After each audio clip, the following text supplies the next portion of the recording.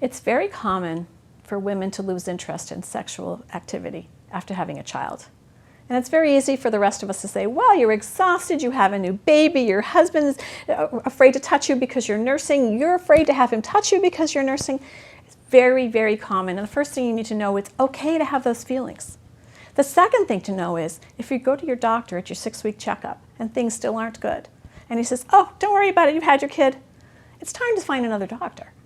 You have a right to have a good sex life. So what are some of the things you could do? Well, first let's find out if there's anything physically going on. Let's check. Very often hormone levels change after having a baby.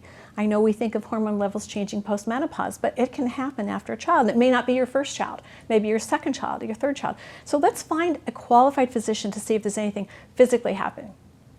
You may also want to go to a physical therapist to find out, has your pelvic floor been stretched out? Has it dropped? Have you had tears in some parts of your genitalia? Let's find out what's going on between the physician and the physical therapist. They can bring some wonderful information to you. But there's also relationship issues. Maybe, as I said before, your husband's afraid to touch you, or you're afraid to be touched because you have this young child in the house. If there are relationship problems, work with a sex therapist. My real advice is for you to work with all three, because we can't separate the biopsychosocial if you have sexual health issues. Because even if it's as simple as your hormones changing affect your psychological way you feel about yourself, the way you feel about your partner, the way he or she treats you. It affects everything. That goes out into the real world. How you see other people. You don't want to socialize with other people.